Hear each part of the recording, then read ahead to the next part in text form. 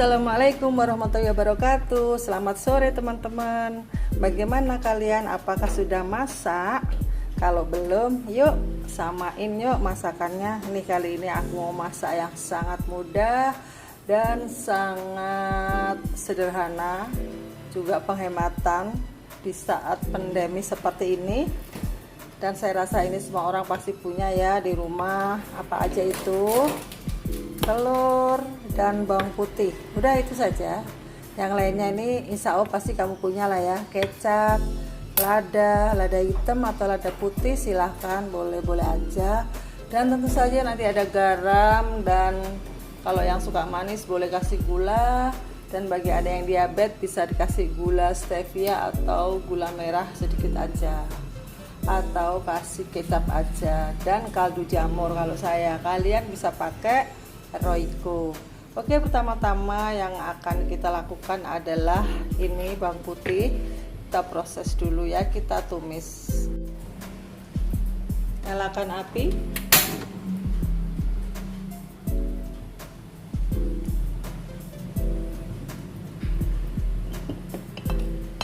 Kasih minyak secukupnya. 2 sendok.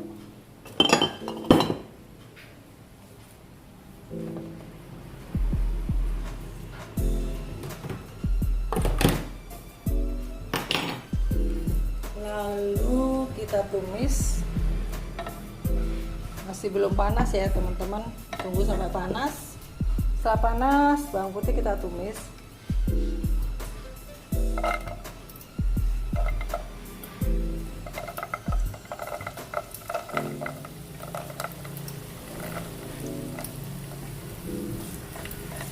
Kalau ada bawang bombay itu lebih enak lagi teman-teman ya. Cuman saya lagi males nih, lagi males iris-irisnya ada sih, tapi ini aja cukup karena ini mengingatkan saya dulu waktu di Medan. Saya pernah ya, suami masih kerja di MKL, saya ikut. Nah, bosnya suami saya itu suka masak begini, bawang putihnya banyak dan sama telur, lalu kasih kecap. Setelah wangi, kita masukkan telur.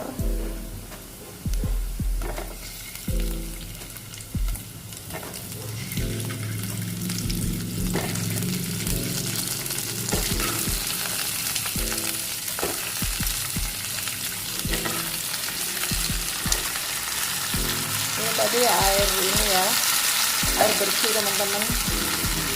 Sebenarnya nggak saya kasih air, tapi itu katutan nggak apa-apa ya. Nah, lalu kita kasih kecap sekarang.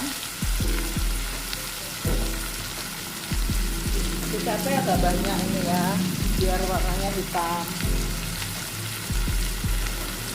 1, 2, 3, 4. Kita kasih lada hitam sekarang juga. Ini segini, sendok teh. Kita kasih garam sendok teh juga.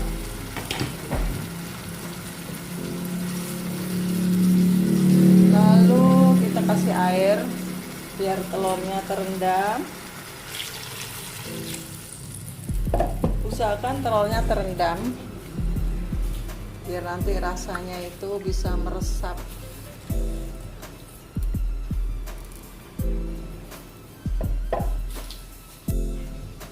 Saya kasih cabai, suka-suka kalian, maunya kalian berapa, mau 20, 15, terserah. Saya cuma ngasih 6 karena bulan puasa begini kayaknya kurang bagus ya makan pedes-pedes. Nah gini ya, sampai terendam. Kita tutup, apinya kecil saja, ditunggu sampai asat. Sekarang kita tinggal sholat dulu. Nah ini teman-teman sudah mau saya angkat. Jadi sebenarnya ini kalau kalian pengen diasatin terus direbus aja sampai asap ya. Tapi ini mau saya angkat dan nanti mau saya masukin magic jar. Saya taruh di tempat, lalu saya masukin magic jar. Jadi nanti rasanya itu enak banget. Terus kita setel yang itu aja. Apa itu yang untuk ngangetin itu loh, bukan untuk memasak, untuk ngangetin aja. Sampai sahur nanti itu rasanya itu enak banget. Saya pernah kayak gitu. Tapi saya lupa ya mau disetel yang masak atau yang ngangetin ya. Dan ntar dicoba aja deh. Kalau nggak ngangetin ya yang masak gitu loh. Kalau yang masak kan nanti jadi asat banget, gosong ya kan. Jadi nanti kita coba aja. Nah ini mau saya angkat dan saya mau saya plating. Saya akan kembali memberikan arahan-arahan bagaimana menu untuk sahur, camilan, dan buko untuk orang yang ingin langsing dan diabetes dan tanpa nasi tapi bisa kuat, bisa sehat. Yuk ikutin terus ya. Oh ya, jangan lupa subscribe, like, and comment ya teman-teman. Dan jangan lupa tekan tombol lonceng agar Anda mendapatkan notifikasi apabila saya membuat video-video yang baru. Nah teman-teman, sudah waktunya kita mau berbuka puasa. Dan sebelumnya saya akan memberitahukan ini pemeriksaan saya kemarin ya. Ini saya igirkan dulu ya biar kalian tahu perkembangan kesembuhan dari penyakit diabetes saya. Nah ini teman-teman nih, tanggal 1 bulan 4 itu saya glukosanya ini sewaktu ya. Jadi saya sudah makan tuh 201. Kolesterol ini 190. Kemudian seminggu sekali saya periksa ya, ini 185. Ini masih bulan 4 ya. Kemudian ini nih 239, ini saya benar-benar kaget. Saya padahal sudah diet food combining, tapi saya masih suka nakal, incap-incip sana, incap-incip sini gitu. Jadi ya kayak gini lah, tapi saya masih makan nasi ya, cuman nggak seperti dulu. Tapi akhirnya ternyata gula saya tinggi kembali ini 239. Kolesterolnya juga tinggi. Ini saya belum meninggalkan nasi, ini saya masih pakai. Dan ini tanggal 4 bulan 5 234, ini sudah bulan puasa ya. Ternyata masih gak mau turun nih segini. Kemudian kolesterolnya rendah segini. Nah ini yang terakhir nih teman-teman, tanggal 9 bulan 5 ini 127. Ini yang bikin saya semangat sekali nge-share ini, edukasi ini buat Anda semuanya, biar teman-teman saya di sosmed, di mana-mana, saudara-saudara saya juga saya kasih tahu supaya mereka mengikuti cara seperti ini. Dan memang gula saya itu benar-benar turun ya, itu sesudah makan 2 jam. Jadi saya habis buka, saya makan kikil, kemudian makan kentang sedikit dan minum, tapi saya pakai gula diabetesol. Kemudian saya minum jamu kayu manis, temulawak, kunyit kayu manis, salam. Kemudian 2 jam saya periksa, ternyata 127. Alhamdulillah, puji syukur pada Allah yang menyembuhkan, yang maha penyembuh ya. Jadi teman-teman semangat ya, jangan sampai kamu merasa diabetes itu sudah nggak ada obatnya. Walaupun dokter bilang begitu, memang sebenarnya nggak ada obatnya, karena manusianya itu nggak mau berpantang. Karena manusianya itu tetap aja memasukkan gula ke dalam tubuhnya.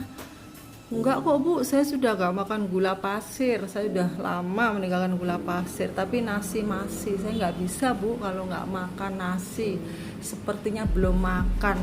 Nah itulah mindset, itulah yang harus dirubah teman-teman. Makanya ini saya coba ya, saya sudah 3 hari ini alhamdulillah ya bisa jalan lancar. Saya mencoba gini loh.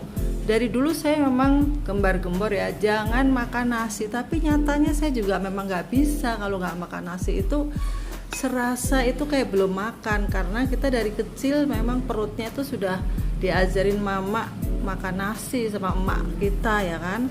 Jadi ya gitu, tapi semua itu bisa dirubah teman-teman ya kalau kita mau. Karena otak kita itu bisa diatur, dia tuh gampang banget.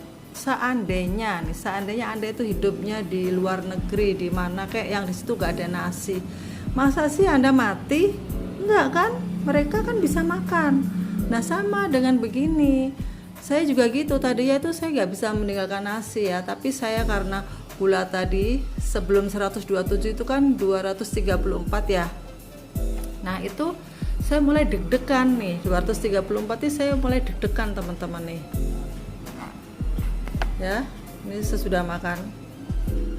Itu saya mulai berjanji dalam hati, itu saya buka-buka, browsing, saya cari penyembuhan kemana-mana, ke dokter-dokter ya, ke yang seminar-seminar itu ya. Tapi karena kita memang nggak boleh kemana-mana ya, saya lihatnya di YouTube atau di internet ya. Nah itulah saya kemudian ketemu seseorang yang beliau itu memang dia itu mentor orang-orang yang diet. Jadi seorang mentor yang suka mementoring orang-orang yang diet. Nah di situ dia bilang begini, saya sudah 3 tahun tidak makan nasi, dan apa yang terjadi ketika saya baca, saya tonton, ternyata dia bilang sehat-sehat saja.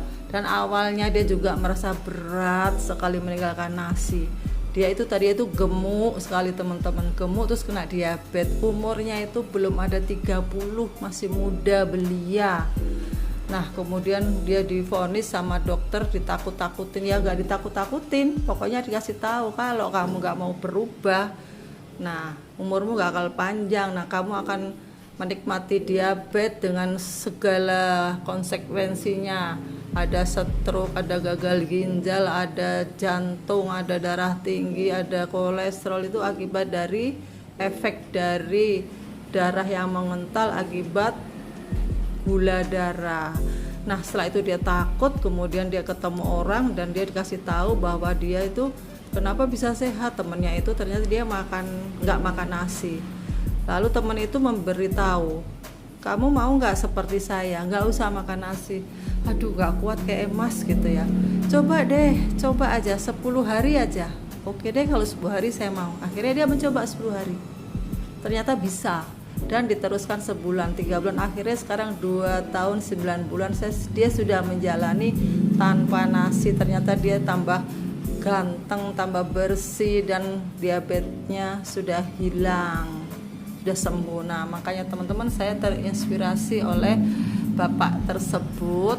Jadi ini saya berjanji kemarin dalam hati, saya mau nyoba tanpa nasi, benar-benar saya akan konsisten dengan janji saya akan menepati, dan saya sama sekali nggak akan makan nasi walaupun apapun yang terjadi. 3 hari saja. Nah ini 3 hari saja, ini hari terakhir teman-teman ya. Kemudian hari pertama setelah saya nggak makan nasi, saya buka pakai kikil, sahur pakai telur omelet, dan kalau lapar saya ngemil ikan asin cumi, tapi yang udah direndam ya supaya nggak asin. Kemudian saya ngemil kentang goreng, sebenarnya itu nggak boleh, tapi saya nakal, saya sedikit aja, saya bilang begitu ya untuk menghibur diri sendiri. Nah setelah itu saya periksa gula, ternyata 127 gitu. Oke teman-teman, ayo kita mulai, 3 hari saja mulai sekarang ya. Nah ini nanti ini buko, ini apa? Ini saya punya pil herbal.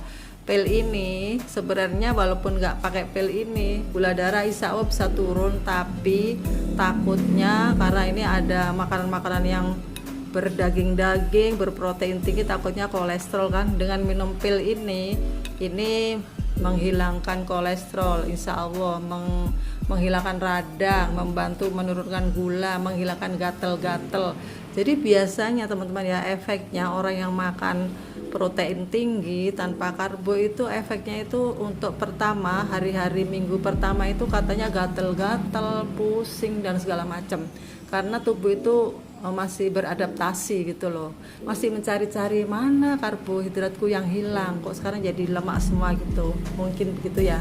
Tapi memang begitu, cuman bahasanya nggak seperti saya ini. Saya ngomong begini supaya gampang diterima ya oleh ibu-ibu, oleh teman-teman saya, ibu-ibu semuanya kan kebanyakan ya, ibu-ibu muda juga, biar gampang diterima gitu.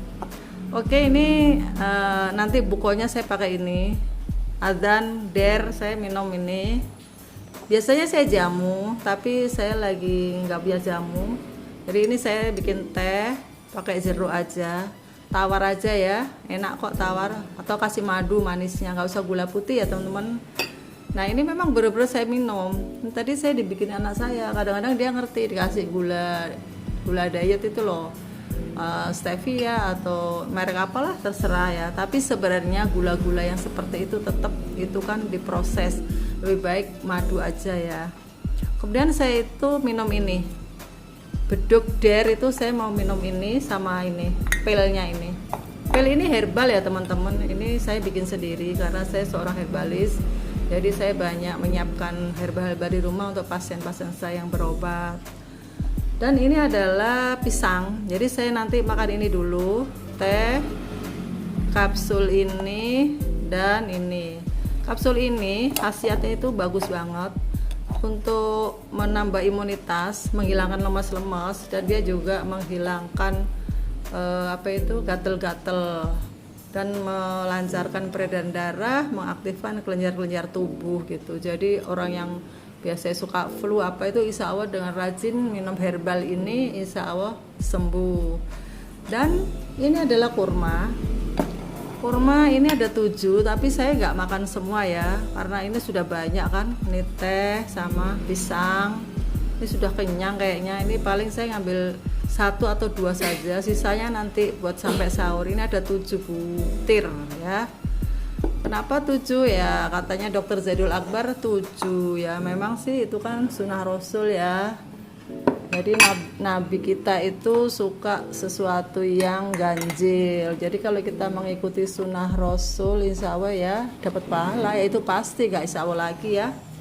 Nah kemudian setelah sarapan yang itu tadi ya, anggaplah sarapan ya teman-teman ya, buko ini ya. Terus kita sholat dulu ya, biar melorot dulu itu.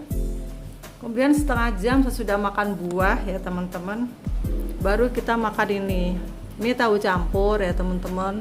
Cara masaknya ada di video kemarin ya, saya sudah bikin yang kemarin itu. Silahkan Anda buka video saya bikin tahu campur Surabaya. Nah ini nanti makan besar saya. Terus saya kasih, ini udah ada sayurannya ya, sayurannya ini toge sama selada, harusnya seladanya lagi nggak ada, jadi ini saya ganti dengan sayuran hijau yang lain, nggak apa-apa.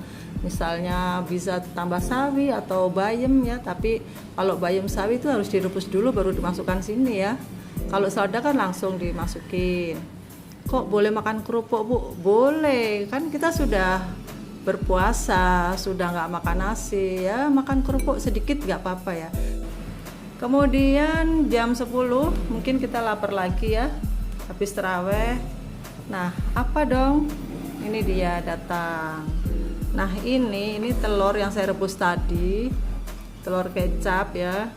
Kita gaduh aja begitu, tapi jangan semua ya. Kalau Anda cukup 1 udah kenyang, nggak usah dua-duanya. Ini nggak wajib 2 ya, separuh juga boleh, 1 juga boleh, yang penting Anda puas.